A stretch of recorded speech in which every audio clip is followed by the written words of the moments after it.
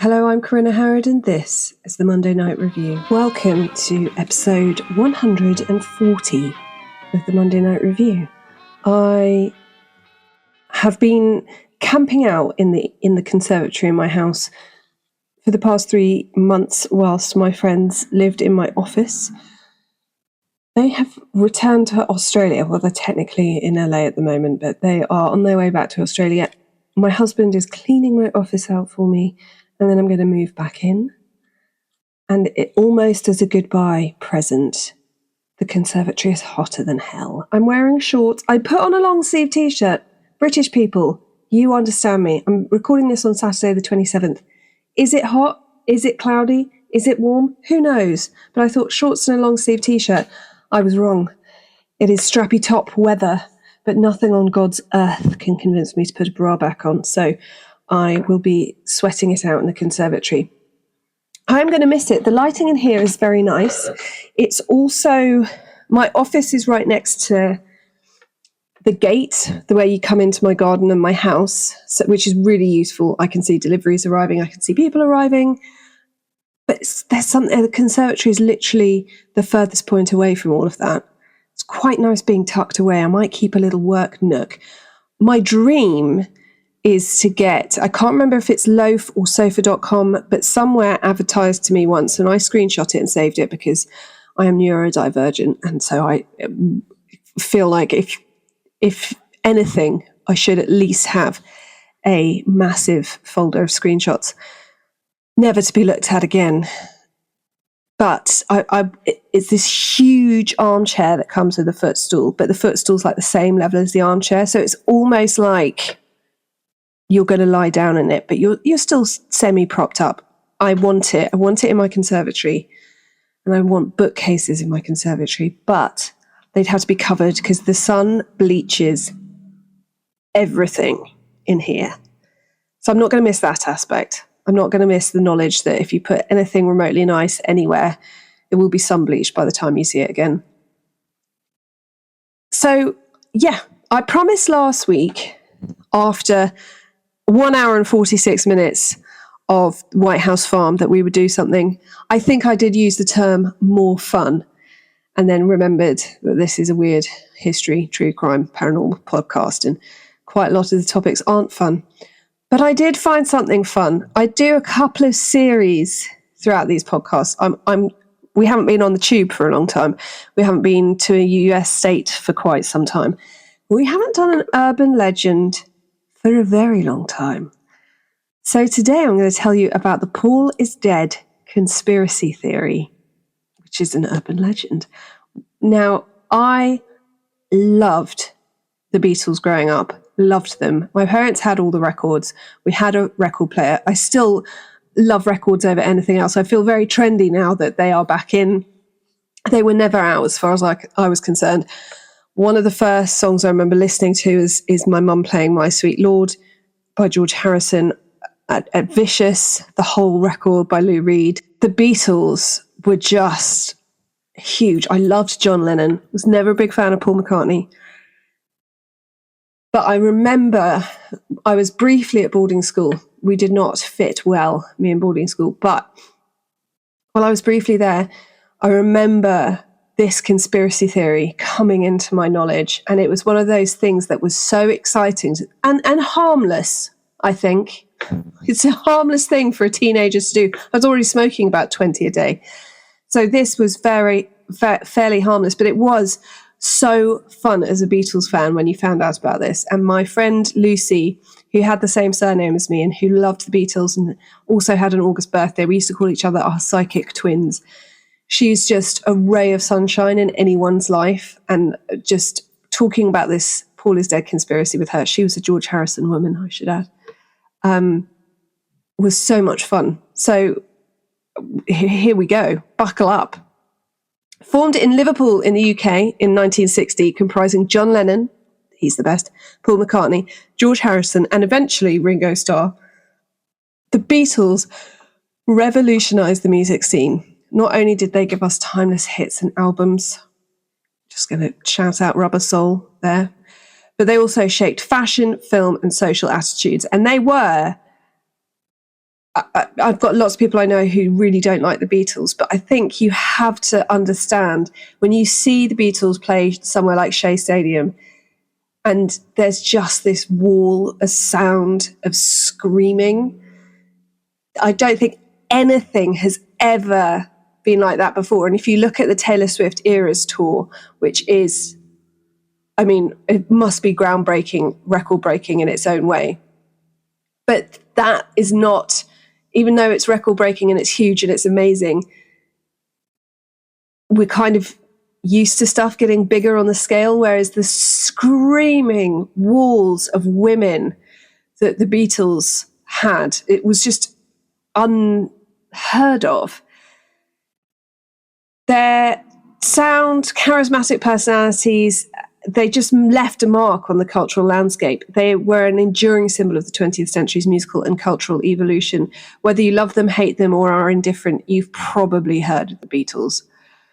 Now, rumours about Paul's ill health began circulating in 1966. And then after he was in a really minor car crash, some maintained that he had actually died.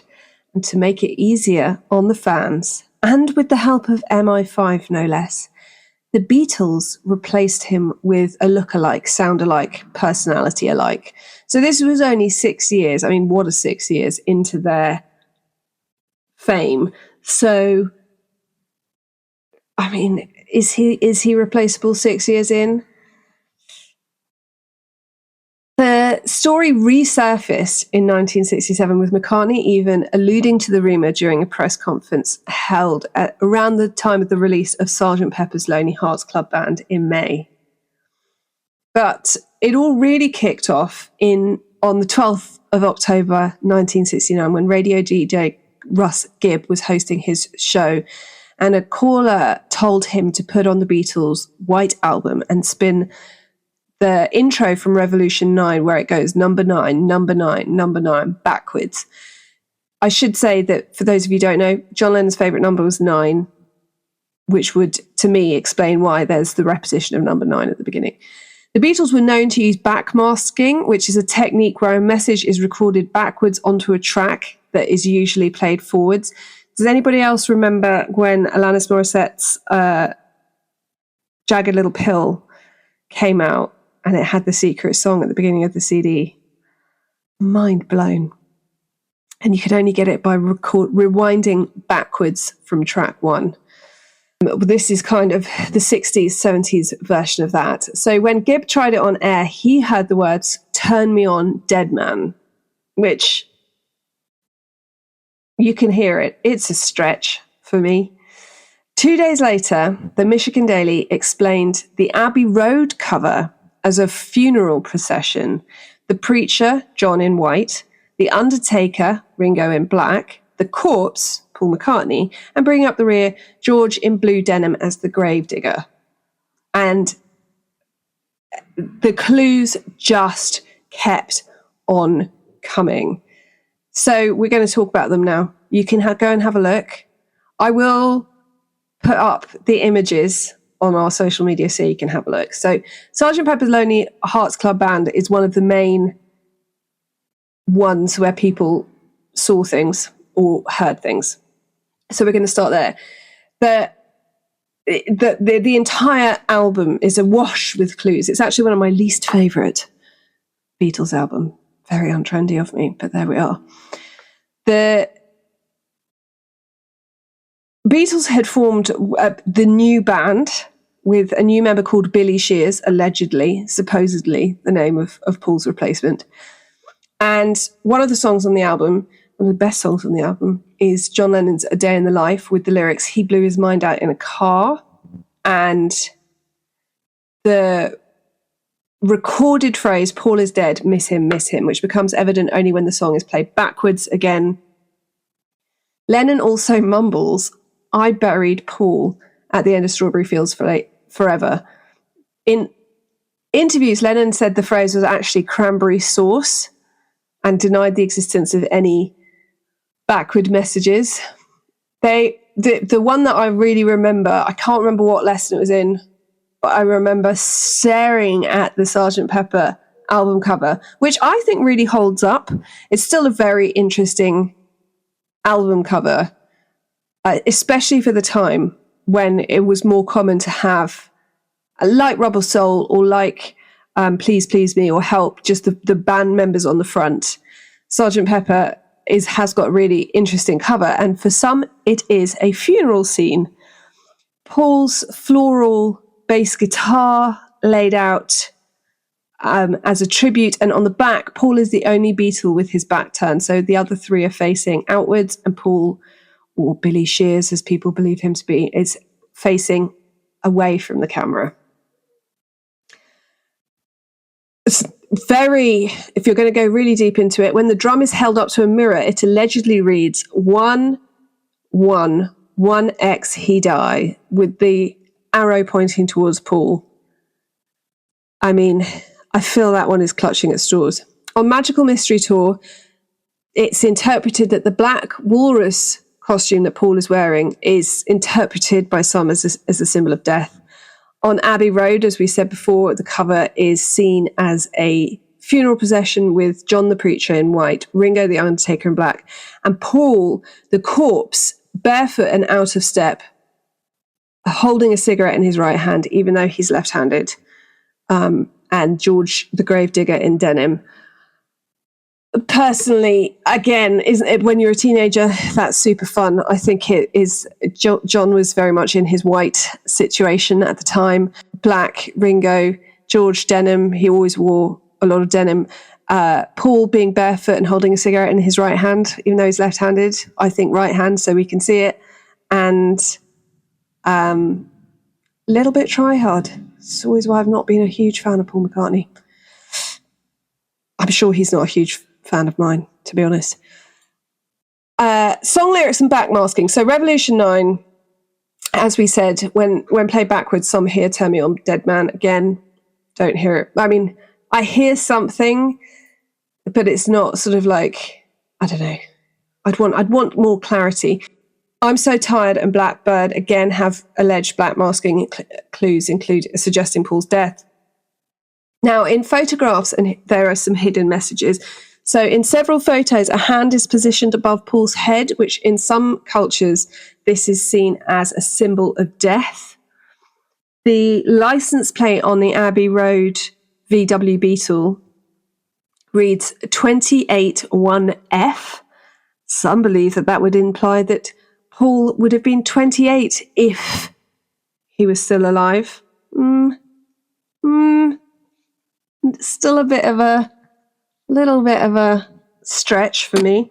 There's loads. You can go into a wormhole about this and about Paul being replaced. I mean, he's quite distinctive, Paul. I always remember, I was never a huge fan of the band Texas, but I always remember an interview, I believe it was in the 90s or 2000s, with Charlene Spiteri saying, is she from Glasgow? But she was saying, she's got a lovely voice. I don't sound any different to a lot of women in Glasgow. My sister sounds exactly the same as me. She just didn't want to be a singer. But Paul, I think, has quite, especially when you see him being interviewed, his just mannerisms and his voice and his personality are very distinctive, I think. I think it would be hard to replace that seamlessly 6 years in, especially when they were, I don't know half the bands that are out there now, and there are, without wanting to sound ancient, but there's a new band, there are hundreds of new bands. We've got the internet. I could be in a new band tomorrow, whereas at the time the Beatles were the thing, so they were everywhere. There weren't TV channels all over the shop. TV was very limited, and a lot of people didn't have TV still, so they were everywhere. So the Paul is dead theory conspiracy ignited a frenzy among Beatles fans who became amateur detectives searching for hidden clues in the band's songs and album covers.